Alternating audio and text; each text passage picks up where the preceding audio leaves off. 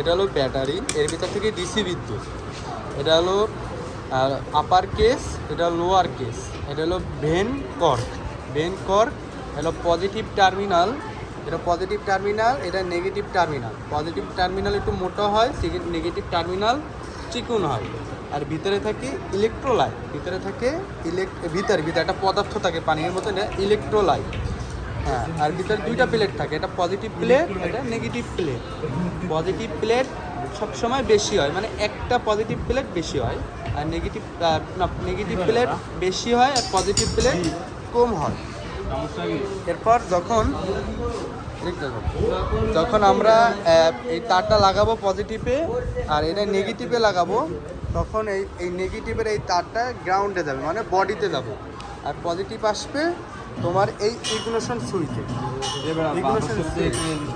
এই যে ইগনিশন সুইচের এখানে এটা বিটি থাকে, এটা বিটি। আর এটা হলো আইজি মানে ইগনিশন কয়েল, আর বিটি মানে ব্যাটারি টার্মিনাল।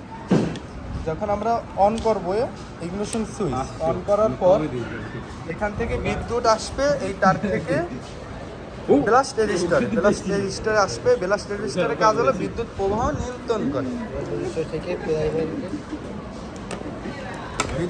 নিয়ন্ত্রণ করে।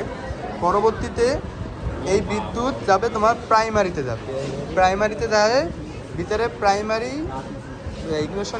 ইগনিশনের কয়েল আছে, সার্কিট হলো দুইটি। এটা হলো প্রাইমারি, আর এটা হলো সেকেন্ডারি। এই যে ইগনিশন কয়েলের কাজ হচ্ছে লো ভোল্টেজকে হাই ভোল্টেজে রূপান্তরিত করা, ইগনিশন কয়েলের কাজ। তার পরবর্তীতে এই প্রাইমারি থেকে বিদ্যুৎটা আসবে এই তারে, এখান থেকে দুইটা ভাগ করে দেবে। একটা হলো কন্ডেন্সারে আসবে, আর একটা আসবে সিবি পয়েন্টে। মানে এই প্রাইমারি থেকে বিদ্যুৎ দুই ভাগে ভাগ হবে, একটা যাবে এই কন্ডেন্সারে, আর একটা যাবে এই সিবি পয়েন্টে। এই সিবি পয়েন্টটা কই, এই যে হালকা এই যে যেটা ফাঁকা হয়েছে, সিবি পয়েন্ট শেষ। তার পরবর্তীতে এইখান থেকে যখন হাই ভোল্টেজ তৈরি হবে, হাই ভোল্টেজ যায় তোমার এই যে সিগমেন্ট পয়েন্টে যাবে। এই সাইডটা সিগমেন্ট পয়েন্ট। এই সিগমেন্ট পয়েন্টের সাথে থাকবে কি রোটর। এই রোটর ঘুরে বিদ্যুৎ বিতরণ করে এই হাই টেনশন লিডের মাধ্যমে স্পার্ক প্লাগে যায়, ইঞ্জিনে স্পার্ক করবে। এখন এটা হলো 1, 3, 4, 2